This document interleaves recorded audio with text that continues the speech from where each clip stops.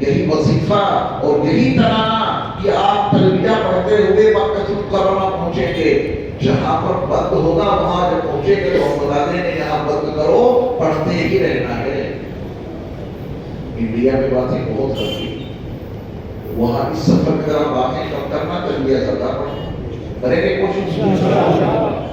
آج کا سبق لے لیجیے تلبیہ میں، لبیک لبیک لبیک لبیک لبیک، سنائیے لبیک لبیک، اللہم اللہم اللہم اللہم لبیک لبیک، تین جملے ہو گئے، لبیک اللہم لبیک لبیک اللہم لبیک لبیک اللہم لبیک۔ آواز ویسی نہیں نکلی جیسی نکلنی چاہیے، ذرا پوری طاقت سے پڑھیے گا، میں پڑھا رہا ہوں آپ کو بلند آواز سے، بس خوب چاہیے، لبیک اللہم لبیک لبیک اللہم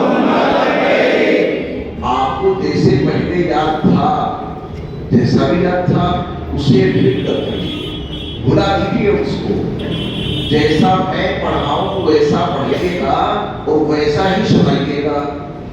یا اپنا والا سنائیں گے ہمیں، اپنا والا بس سنانا، جو امانت میں آپ کو دے رہا ہوں ویسے سنائیے گا۔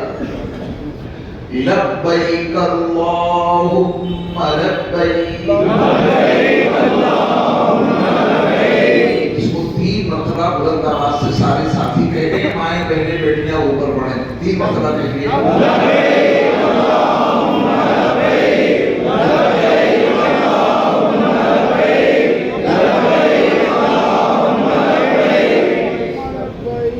دیکھیے لبیک کا ترجمہ ہے حاضر ہوں، لبیک کا ترجمہ اللہم اے اللہ، اللہم کہیں بھی آئے اس کا ترجمہ اے اللہ، لبیک کا ترجمہ بتائیے اللہم اے اللہ لبیک۔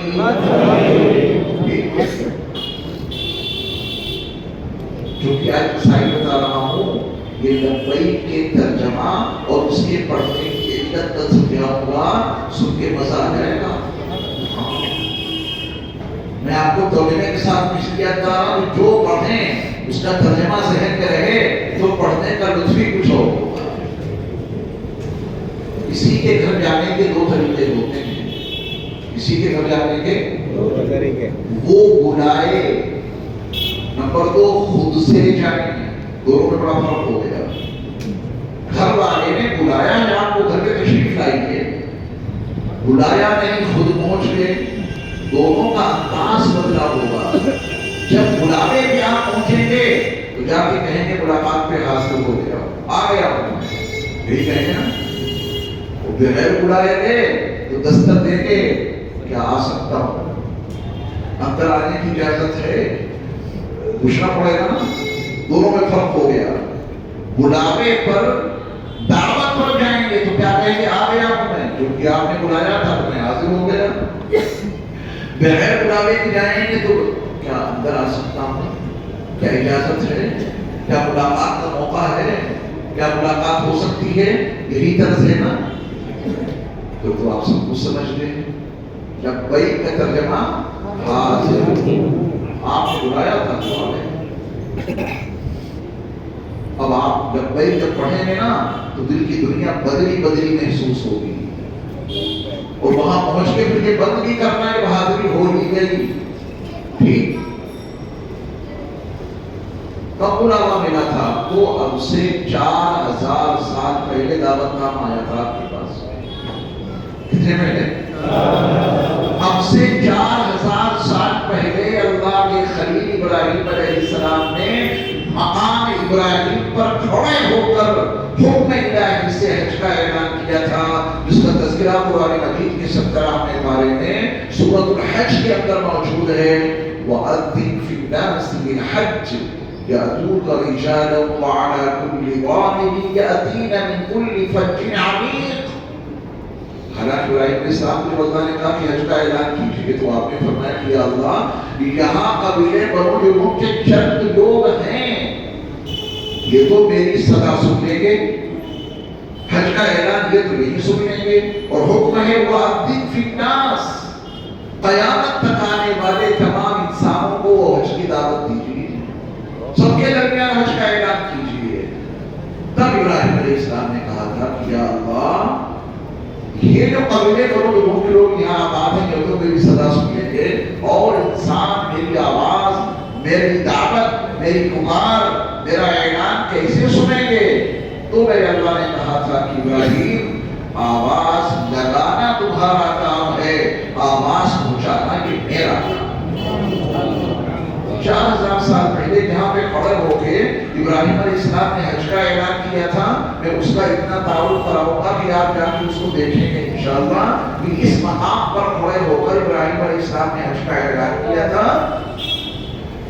یاد ہے آپ کو کہ آپ نے ان کی دعوت پہ لبیک کہی ہو؟ یاد تو نہیں ہے، بہت ساری باتیں یاد نہیں ہوتی، سورہ فاتحہ یاد ہے آپ کو؟ زور سے بولیں۔ مجھے بتائیے آپ نے یہ سورہ فاتحہ کس تاریخ کو بھی مولانا صاحب سے سیکھی؟ یہ یاد ہے نہ ڈیٹ یاد ہے کہ سورہ فاتحہ کب سیکھی میں نے اور کون سے مولانا صاحب سے سیکھی، کچھ یاد نہیں ہے، مگر یاد ہے۔ یہ کیسے یاد ہو گئی آپ کو؟ کوئی ڈیٹ نہیں معلوم، کوئی مدرسہ نہیں معلوم، پھر بھی یاد ہے۔ بہت ساری باتیں یاد نہیں ہوتی ہیں لیکن ہوتی ہیں۔ ماں باپ کا وہ پیار جو بچپن میں آپ کو ملا وہ تو یاد نہیں ہے، لیکن پیار ضرور کیا ہے، پرورش ضرور کی ہے۔ بہت ساری باتیں یاد نہیں رہتی مگر ہوتی ہیں۔ یہ دعوت بھی آپ کو ملی تھی اور آپ کی روح نے کہا تھا لبیک، اگر آپ کی روح نے لبیک نہ کہی ہوتی تو اربوں خربوں کے مالک ہوتے ہوئے بھی آپ وہاں پہنچ نہیں سکتے تھے۔ پہنچ اس لیے رہے ہیں کہ آپ کی روح نے ابراہیم علیہ السلام کے اعلان پہ لبیک نہیں تھی، وہ اذن فی الناس بالحج، یہ ان کا اعلان اللہ نے آپ کی روح کو سنا دیا تھا اور آپ کی روح نے لبیک کہی۔ تو دیکھو جتنی بار آپ کی روح نے لبیک کہی ہے نا اتنی بار جاؤ گے ضرور، کوئی بات نہیں، پیسے پیسوں کوئی اہمیت نہیں، جتنی بار کہی ہے اسی بار۔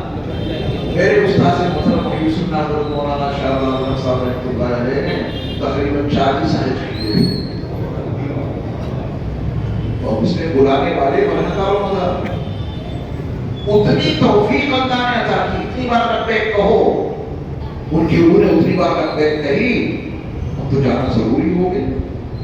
تو جس کی روح نے جتنی بار لبیک کہی اتنی بار وہ وہاں پہنچے گا ضرور، اس کے پاس کچھ ہو یا نہ ہو۔ یہ فقیر بھی اللہ کی توفیق سے اب تک 25 حج کر چکا ہے۔ تو غور کرنے کی بات یہ کہ میرے پاس تو اسی کوئی سبب نہیں ہے، بلاوا تھا، جب ان کا بلاوا ہے تو جائیں گے ضرور، پھر کیا دقت ہے؟ کائنات کی ہر شے کے مالک اکیلے وہی تو ہیں، وہ جس کو بلائیں گے اسباب پیدا کر دیں گے۔ تو آپ کے لیے بلاوا تھا، اسی بلاوے پر کیا کہتے ہوئے جاؤ گے؟ لبیک لبیک۔ آج وہ آپ کا بلاوا تھا یا اللہ تو چل پڑا ہو آپ کے بلاوے پر، اپنی طرف سے کوئی پہنچ نہیں سکتا۔ سمجھ گئے لبیک؟ کہیے مرتبہ آپ کا ارادہ تب دینے کا ہے کیا؟ ٹوپی لگا دیا جب میں کہوں جب لگانا، دیکھیے دیکھیے اب اس وقت چلنے دیجیے اسی حالت میں، ایسے میں نے کہہ دیا آپ کو برا مت ماننا تاکہ ہمارے اور ساتھی بیدار رہیں۔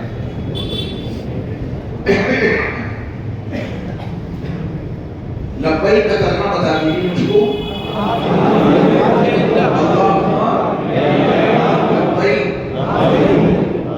حاضر ہوں، یعنی جو آپ پڑھیں اس کا ترجمہ آپ کو مستحضر رہے۔ خواتین اپنا مسئلہ سنیں، آپ لوگ اس حال میں بیٹھے رہیے گا۔ خواتین بھی مسجد ذوالحلیفہ میں اندر جا کے وضو کرنے پر جب اندر جائیں گی 2 رکعت نماز تحیۃ الوضو، 2 رکعت نماز تحیۃ المسجد، 2 رکعت نماز نفل احرام۔ پہلی رکعت میں کیا پڑھیں گے سورہ فاتحہ کے بعد؟ قل یا ایھا الکافرون۔ دوسری رکعت میں سورہ فاتحہ کے بعد کیا پڑھیں گے؟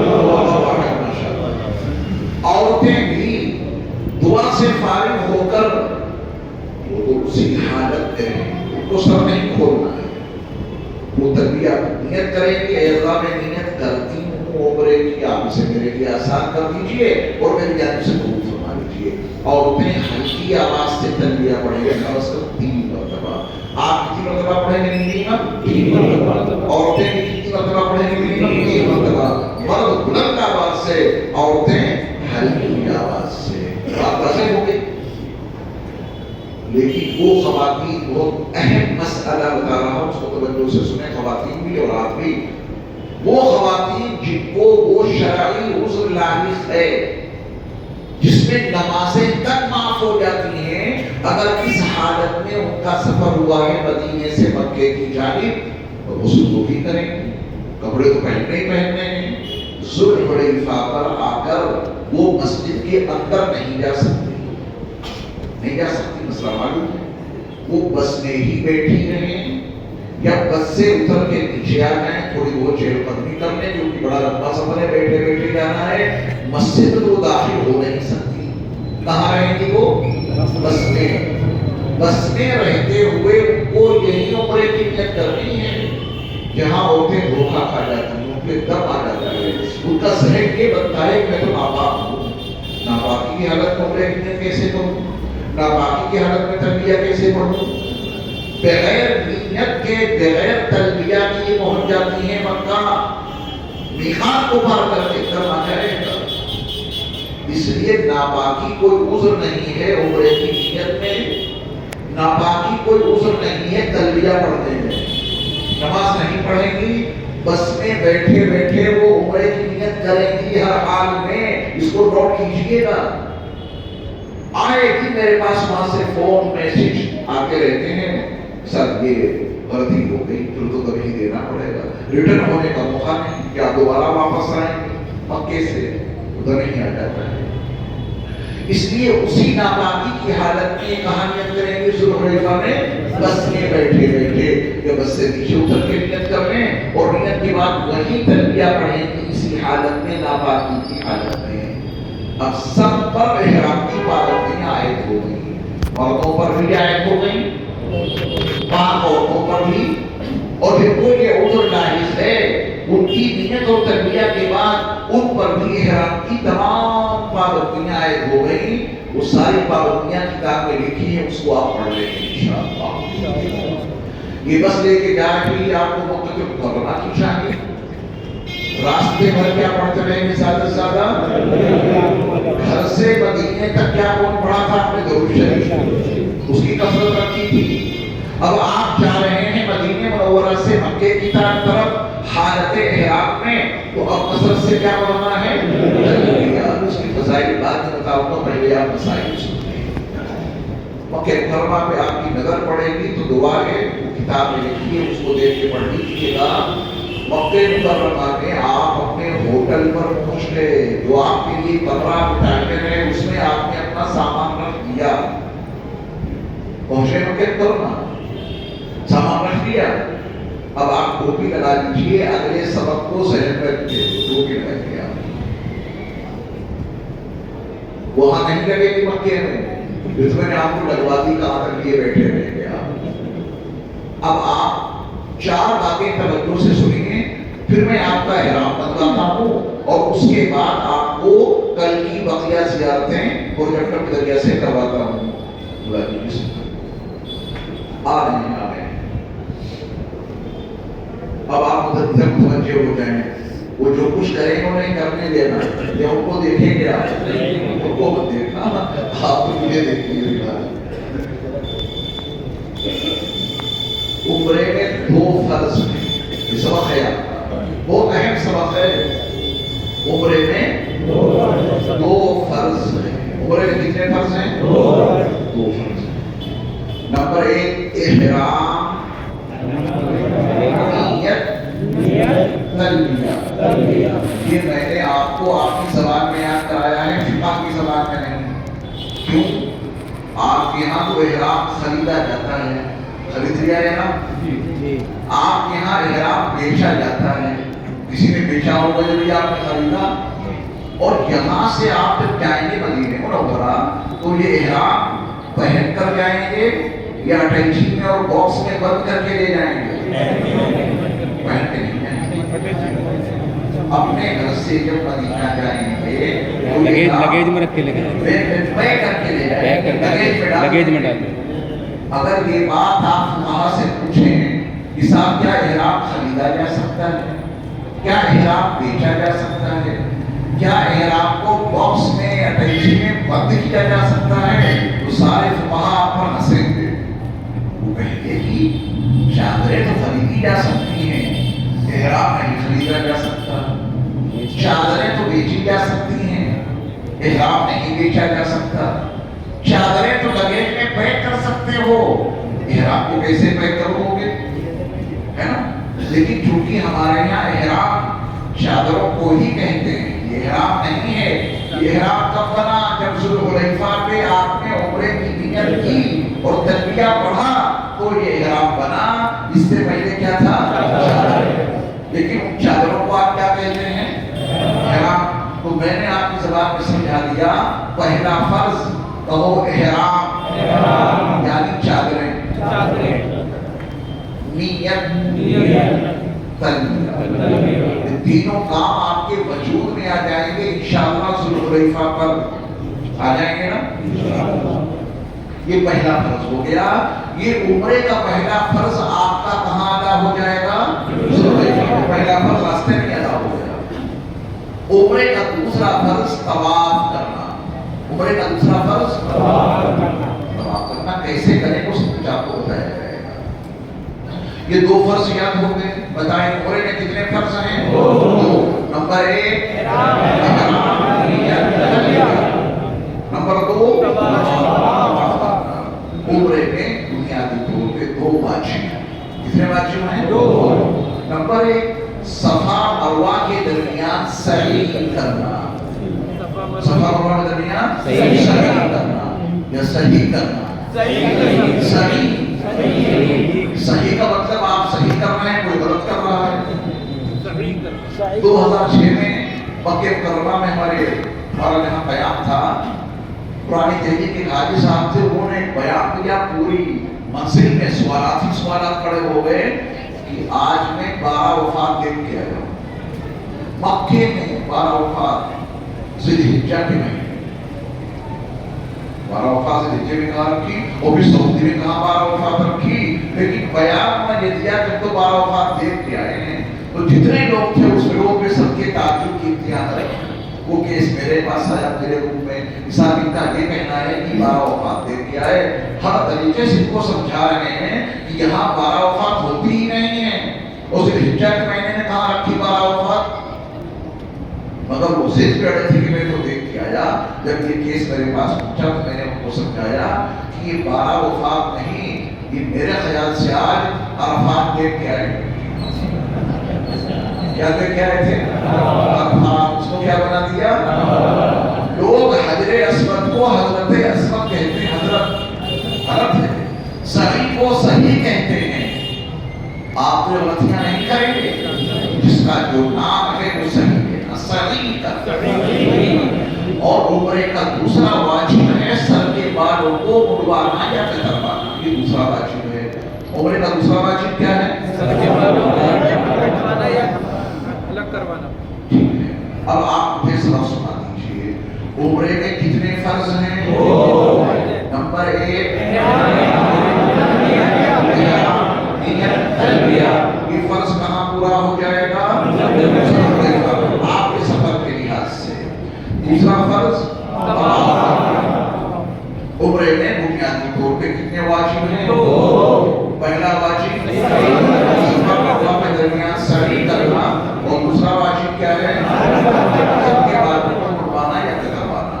یہاں پہ ایک مسئلہ اور سن لیجیے، اور وہ یہ ہے کہ جو لوگ حج بدل کرنے جائیں، مرد ہوں یا عورتیں، جب وہ ذوالحلیفہ پر عمرے کی نیت کریں گے، جو حج بدل کر رہے ہیں کسی کی طرف سے، ہاتھ اٹھائیں تو سامنے حج بدل کرنے والے دو لوگ ہیں ماشاءاللہ۔ تو آپ یہ اپنا مسئلہ سن لیجیے، آپ نیت کریں گے عمرے کی اس طرح، اے اللہ میں نیت کرتا ہوں عمرے کی، آپ اسے میرے لیے آسان کر دیجیے، اور فلاں ابن فلاں کی طرف سے قبول فرما دیجیے۔ ان کا نام لینا، ان کہ والد کا نام لینا جو بھی ہو فلاں ابن فلاں کی طرف سے قبول کرنا. بات واضح ہو گئی. یہ حج بدل کا بھی مسئلہ ہو گیا. یہ 2 فرض اور 2 واجب ادا کرنے کے بعد حج تمتع کا ایک حصہ ادا ہو جائے گا انشاءاللہ. احرام کی چادریں لائے ہیں تو پہلے آپ مجھے دیکھیے توجہ سے کہ بنتا کیسے ہے احرام. کتنے لوگ چادریں لائے ذرا ہاتھ اٹھائیں. ماشاءاللہ. ایک چادر نکال لیجیے پھر ہاتھ پہلے. ایک چادر جو نیچے باندھی جائے گی. ذرا دیکھیے حج فوجی انداز میں کام کرنے کا نام ہے. حج فوجی انداز میں ادھر آرڈر ہوا کام سستی بالکل نہیں. ایک چادر مجھے دے دیجیے. یاد رکھیے گا آپ کی چادر. باقی اور کوئی کسی کو چادر لوگ تقسیم نہ کرے اپنے پاس. دیکھیے احرام ہاتھ سے بندھے گا نا یا منہ سے؟ ہمارے بہت سارے ساتھی منہ سے باندھتے ہیں. یعنی جب میں مشق کرا ہوگا ان کی باتیں جاری ہو جائیں گی. کسی کی آواز نہ آئے اور کوئی کسی کو بتائے گا نہیں. جیسے بیان کے دوران آپ خاموشی سے بیٹھے رہے ایسے ہی احرام کی چادریں باندھنے درمیان کی کیا ہے کہ خاموشی رہیں گے. اسے جملہ یاد رکھنا کہ احرام ہاتھوں سے بنتا ہے نہ کہ منہ سے نہیں باندھیں گے. خاموشی رہے گی. اسے مجھے دیکھیے توجہ سے. پہلا کام یہ ہے کہ احرام کی چادر کا کنارہ اوپر کا جو حصہ ہے آپ اس کی کناری کو درست کریں. اوپر والی کناری کو درست کریں. یہ ہے اوپر والی کناری. جب دیکھیں آپ اگر یہ ایسے اڑا رہا ایسے کئی بار آ گئے تو بے پردگی ہو جائے گی. نیچے سے احرام آپ کا بہت اٹھ جائے گا. پہلا کام اوپر کی کناری کو درست کرنا. درست کیجیے. بیٹھے بیٹھے درست کرتے ہیں کھولنے تاکہ ایک لمحے میں سب کو باندھنا ہے. ابھی کھولے آپ جیسے میں نے کیا. اوپر کا یہ حصہ ایسے اڑا ہوا تو نہیں ہوگا. اگر ایسے لپٹا ہوگا تو کیا ہو جائے گی بے پردگی. نیچے سے احرام بہت اوپر چلا جائے گا. تہائی درست کر لی. اب آپ یہ دیکھیے گا مطلب نپر کے چھوٹے آپ کو ہوگا.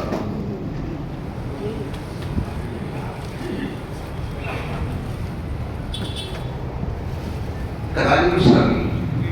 اب اس کو جب آپ پشت پر لے جائیں گے پشت پر ابھی تو آپ ایسے رہیے گا کہ میں آپ کو کھڑا کروں تب آپ کھڑے ہو کے باندھیں گے. آپ اس طرح پنکھا بدل. یہ میرا کون سا ہاتھ ہے؟ آپ کا ادھر ہوگا سیدھا چونکہ ہم اپوزٹ میں ہے نا. میرا ہاتھ ادھر ہے. آپ کا کدھر ہوگا؟ سیدھا. لیکن سیدھے ہاتھ کی طرف چادر زیادہ رکھنی ہے.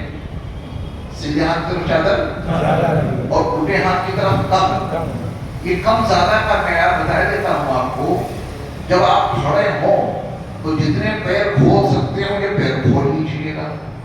اور یہ جو الٹا ہاتھ ہے الٹے ہاتھ کی طرف جو چادر ہے اس کو آپ ادھر کتنی لائیں گے جو یہ جیب ہے. جیب سیدھے ہاتھ کی جو جیب ہے اس جیب تک الٹے ہاتھ کی طرف جو چادر ہے اس کو لے آئیے گا.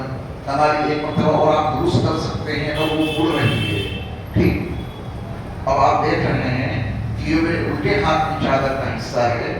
اس کو میں کہاں لا رہا ہوں؟ سیدھے ہاتھ کی طرف. کہاں تک لے آیا میں؟ جیب تک آ گئی. اب اس کو میں یہیں پر دبا دوں گا. اس والے کونے کو دیکھیں دبا رہا ہوں میں. دبے کی چادر یہاں پہ.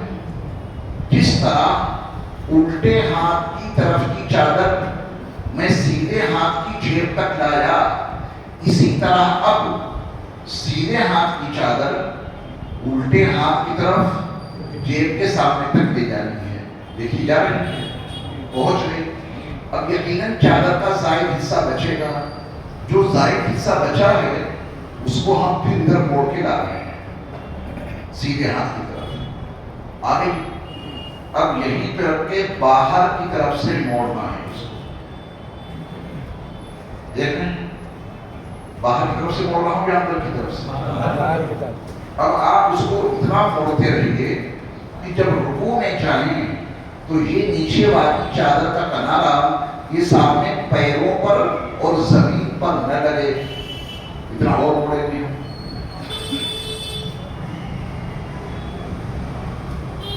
अब देखिए मैं रुको के जा रहा हूं, क्या ये साड़ी की चादर का हिस्सा मेरे पैरों पे लग रहा है, जमीन पर लग रहा है? ये चादर बन गई इहराम की। इस तरह बांधने का बड़ा फायदा सुनिए, वैसे चादर नहीं बांधेंगे जैसे यहाँ तहमत बांधते हैं। अगर वैसे बांधा हवा चली तो बेपर्दगी हो जाएगी। इस तरह चादर बांधने का सबसे बड़ा फायदा ये है कि सामने से कितनी ही हवाएं क्यों न चले और आप ऐसे चलेंगे तो ये सामने से बेपर्दगी नहीं होगी। इधर वाली चादर यहाँ तक फंसी हुई है, इधर की चादर यहाँ तक आई हुई है, फिर आपने मोड़ दिया तो सामने की हवा इस चादर को खोल नहीं सकती। बात वाज़ेह हो गई। नंबर 2, हमेशा याद रखिएगा हालत इहराम में आपकी ये चादर नाफ के ऊपर रहे। मेरी नाफ यहाँ पर है, उसके ऊपर मैंने चादर रखी है। आप भी हमेशा इहराम की चादर नाफ के ऊपर रखेंगे। नाफ के नीचे का हिस्सा सत्र में आ जाता है, जिसका छुपाना फर्ज है, देखना हराम है, दिखाना हराम है। आप देखना वहां कितने हाजी बिचारे जो कहीं से इहराम की चादर बांधना भी नहीं सीखते, वो आपके दरमियान में होंगे और आप देखेंगे और आप टोक देना उनको। उनकी चादर नाफ के काफी नीचे रहती है। ऊपर की चादर जो ओढ़ी जाती है वो तो आपको खुली रहती है सामने से, वो खुली और नाफ के नीचे का सतर का हिस्सा दिखता है, जिसका देखना भी हराम और दिखाना भी हराम। रखेंगे इस बात का खास ख्याल। एक चादर मुझे और दे दीजिए ताकि मैं अगला सबक भी आपको सिखा दूं।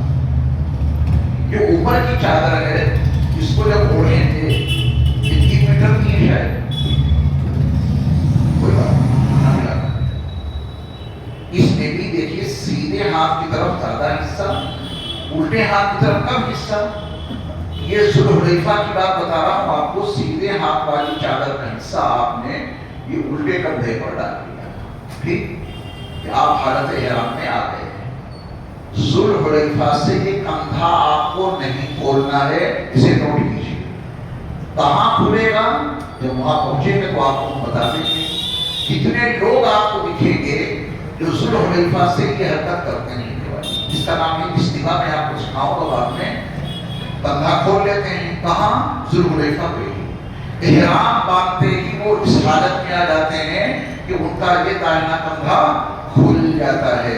ये कंधा ज़ुल्हुलैफा में खोलना है। ज़ुल्हुलैफा से लेके मक्के तक के रास्ते में कंधा खोलना है। जहां खुलेगा वहां मैं आपको बताऊंगा। आप पहली फुर्सत में कंधा नहीं खोलेंगे। कैसे चादर ओढ़ेंगे? जैसे ओढ़ी जाती है नॉर्मली तरीके से, जैसे मैंने पहले ओढ़ के दिखाया। ये काम कर रहे हैं आप? अपनी अपनी जगह पे खड़े हो जाएंगे। पहले पीछे वाली चादर बांधिए वैसे जैसे मैंने बताई है, और कोई किसी को बताएगा नहीं।